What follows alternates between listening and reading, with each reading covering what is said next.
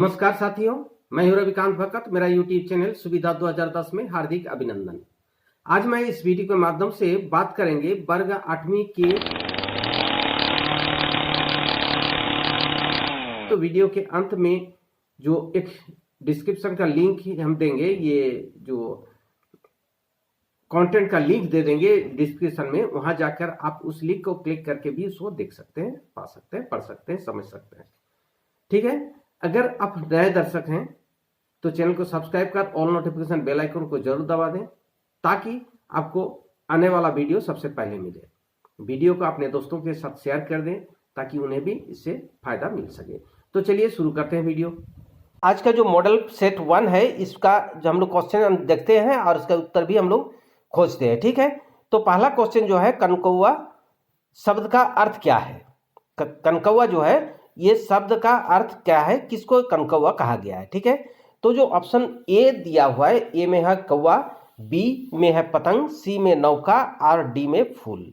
तो आप लोग ध्यान से सुनिए, इसमें जो है ये देख लीजिए, ए में कौआ, पतंग, नौका और फूल। ये कनकौआ का अर्थ का जो है क्या है, कनकौआ शब्द का अर्थ। तो ये यहाँ जो है ना, सही उत्तर क्या होगा, ये पतंग होगा। ठीक है।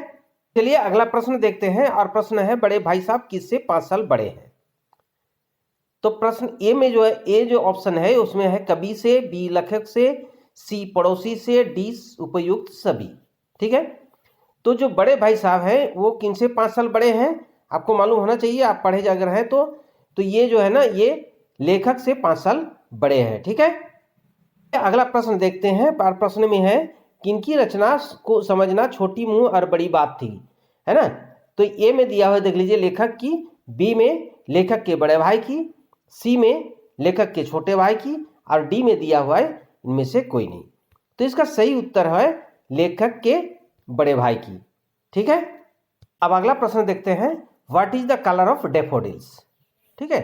ये जो इंग्लिश से है डेफोडिल्स पोएम से, तो डेफोडिल्स का कलर कैसा है ये आपको बताना है। ठीक है। तो इसमें जो है ना, ऑप्शन ए में दिया हुआ है ये सिल्वर, बी में ब्लू, सी में रेड और डी में गोल्डन। तो ये डेफोडिल का कलर क्या था, डेफोडिल का कलर हम लोग को अगर पढ़े हैं तो पता होगा। देख लीजिए, डेफोडिल का कलर जो है ना, क्या था, गोल्डन था। ठीक है। चलिए अगला प्रश्न देखते हैं, what has been compared to the stars in the poem daffodil. ठीक है। तो डेफोडिल का जो है ये किससे कंपेयर किया गया था, ये आपको बताना है। ठीक है। तो इसमें ऑप्शन ए है, देख लीजिए, डलिया, ऑप्शन बी में है रोजेस, सी में डेफोडिल्स और डी में नॉन ऑफ दोज। तो इसका सही आंसर जो है ना होगा, देख लीजिए, रोजेस, यानी कि ऑप्शन बी। ओके। अगला क्वेश्चन जो है ना, लूडो के डायस यानी कि पासा को एक बार उछलने पर 5 आने की संभावना कितनी होती है। आप अगर देखे हैं लूडो का क्या होता है कि 6 पृष्ठ होता है, 6 पृष्ठ में 1 2 3 4 5 6 लिखा हुआ रहता है। अगर आप उसको उछालते हैं तो उसका क्या संभावनाएं होगा, कितनी संभावनाएं होगी कि ये 5 आएगा, यानी कि 5 को आने में कितनी संभावना है। तो इस प्रश्न का जो है ना उत्तर जो है, आपको देख लीजिए, ए में लिखा हुआ है 1/6, बी में 2/6, 3/6 और 6/6। इसका मतलब है अगर 6 बार उछालिएगा तो 1 बार आएगा, 6 बार उछालिएगा 2 बार आएगा, और 6 बार उछाल 3 सी में, और इसमें 6 में 6 बार। तो आप अंदाजा लगा सकते हैं कि ये जो डाइस है आपका, डाइस जो है पासा है लूडो का, उसमें 5 एक ही जगह आता है और 6 जगह में 6 अंक रहता है। इसलिए इसमें क्या है कि 1 बार आपका ऑप्शन आ सकता है 6 बार में। ठीक है। ये अगला क्वेश्चन देखते हैं, वर्ग अंतराल 10 से 20 में अंतराल की माप कितनी होगी। ठीक है। जो फ्रीक्वेंसी है वो फ्रीक्वेंसी कितनी होगी ये दिखाना है आपको।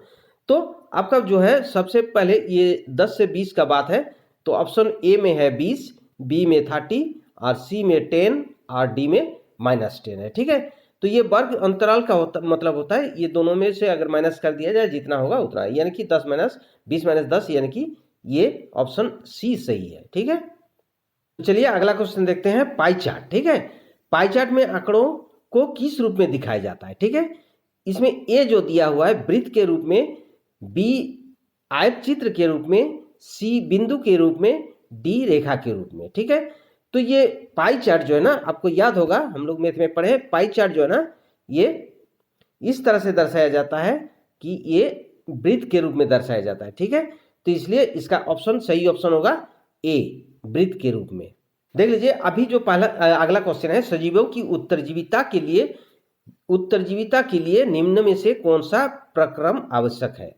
उत्तरजीविता मतलब अपने पीढ़ी को बचाए रखने के लिए। ठीक है, तो ये जो है ए में जनन, बी में पाचन, सी में परिसंचरण और डी में श्वसन है। ठीक है, तो अपना उत्तरजीविता का मतलब लाइफ को जिंदा रखने के लिए जरूरी क्या है, ये ए सही है, जनन। अगला क्वेश्चन देखते हैं, प्रदीप्त वस्तुओं के उदाहरण। प्रदीप्त मतलब लाइट देने वाला। ठीक है, यानी कि प्रकाश देने वाला को प्रदीप्त कहते हैं, प्रदीप्त वस्तु। ठीक है, तो ये ऑप्शन में है सूरज, बी तारे, जलती हुई मोमबत्ती सी में और डी में है इनमें से कोई नहीं।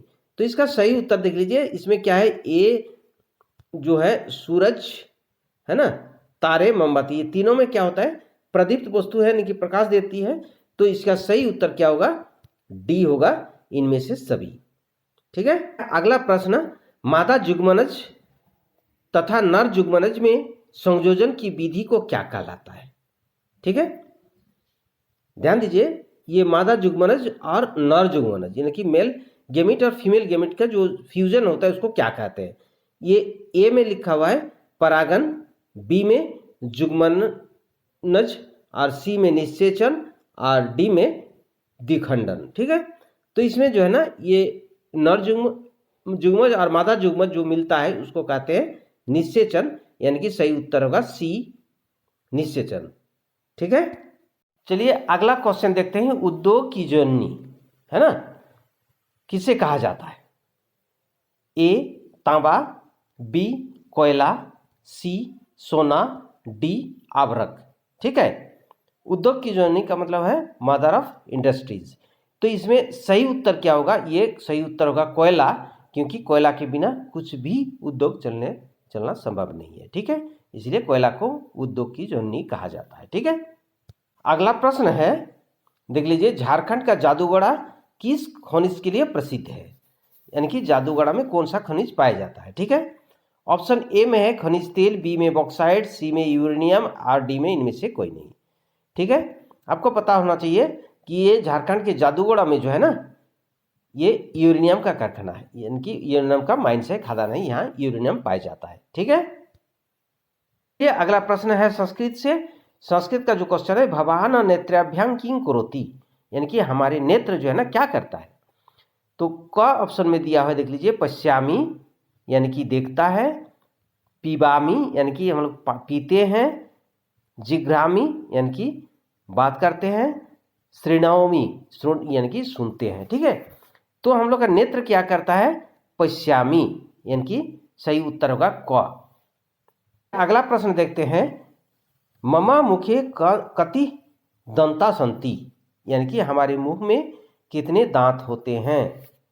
ठीक है, ऑप्शन क में दिया हुआ है 20, ख में दिया है दातिंशत, ग में दिया है दविंशति और घ में दिया है त्रिंशत।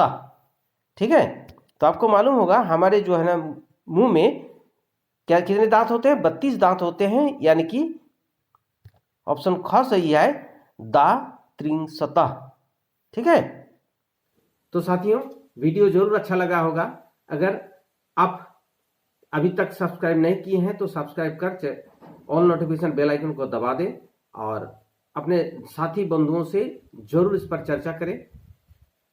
तो इस वीडियो में इतना ही, मिलते हैं नेक्स्ट वीडियो में। जय हिंद, जय भारत।